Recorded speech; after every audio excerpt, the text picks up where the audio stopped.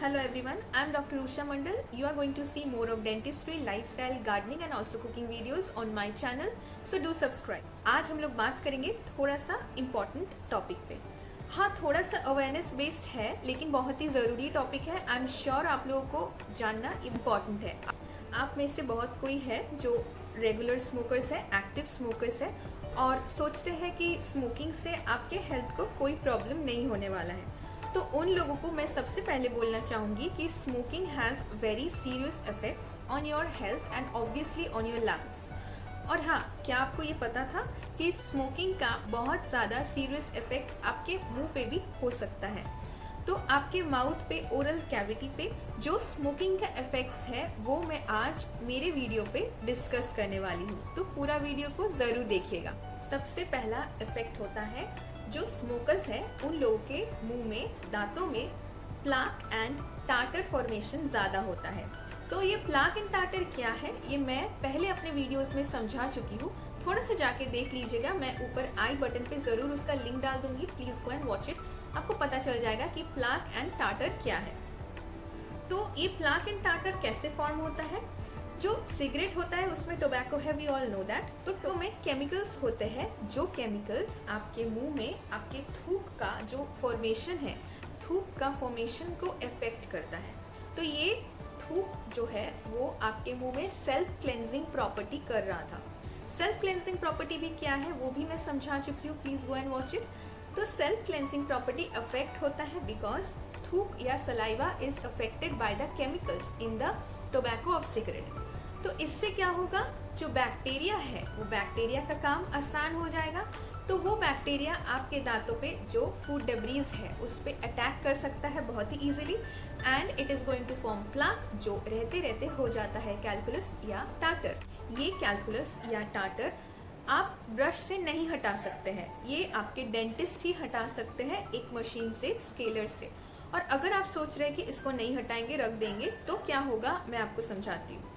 ये रहते रहते क्या होता है, मसूड़े के अंदर ये जाना स्टार्ट हो जाएगा और मसूड़े का इन्फेक्शन कॉज करेगा। मसूड़े का इन्फेक्शन हो गया तो क्या होगा, मसूड़े से खून आने का प्रॉब्लम और मसूड़े का जो भी बीमारी है वो होना स्टार्ट हो जाएगा। और इससे क्या हो सकता है, दांत का जो जड़ है, जो रूट्स है, वो मसूड़े के अंदर रहता है, तो रूट्स को भी ये इन्फेक्शन अफेक्ट करेगा और रूट्स भी धीरे धीरे सड़ने लगेंगे और दांत आपका हिलना स्टार्ट हो जाएगा, मतलब आपका दांत गिरने का चांसेस बढ़ जाएगा। तो आप देख रहे हैं कि smoking has such a serious effect on your teeth. Smoking से आपका ब्लड सर्कुलेशन पे भी अफेक्ट होता है और इसलिए हमारे मसूड़े में जो ब्लड सर्कुलेशन है या मसूड़े का जो नॉर्मल फंक्शन है वो भी अफेक्ट होता है because blood circulation is affected by smoking. इसलिए मसूड़े का बीमारी, मसूड़े का प्रॉब्लम बहुत बढ़ सकता है स्मोकिंग से। गम ब्लीडिंग हो सकता है बहुत जल्दी स्मोकर्स को, इन्फेक्शंस हो सकता है बहुत जल्दी स्मोकर्स को। दांत निकालने के बाद या कोई मुंह का सर्जरी के बाद भी अगर स्मोकर्स स्मोकिंग कर ले तो उससे हीलिंग जो प्रोसेस होता है, मतलब वो घाव जो है वो भरने का जो प्रोसेस होता है वो भी स्लो डाउन हो जाता है। और इससे क्या होगा, इससे बहुत ज़्यादा कॉम्प्लिकेशंस आ सकते हैं पोस्ट द सर्जरी। इसलिए smoking should be stopped after extraction of tooth या फिर कोई भी मुंह का सर्जरी के बाद टोटली स्टॉप होना चाहिए स्मोकिंग या any kind of tobacco intake. Another very important thing about smoking everybody should know is that cancers. Smokers are 6% more likely to develop oral cancers than non-smokers. तो इसका मतलब क्या है कि देखा गया है स्टडी करके, रिसर्च करके, जिसको भी मुंह का कैंसर हुआ है, देखा गया है कि 90% of those patients had been users of tobacco.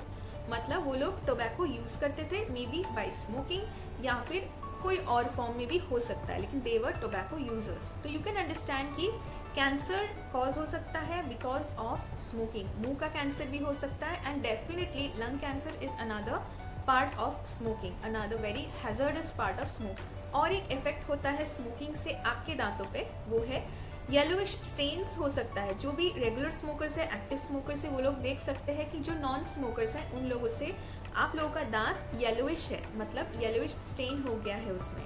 तो this is because of smoking and yes, smokers also have bad breath. तो ये दोनों चीज़ भी हो सकता है स्मोकिंग से। तो आप लोग देखिए कि कितना सारा खराब इफेक्ट हो सकता है स्मोकिंग से आपके मुंह पे।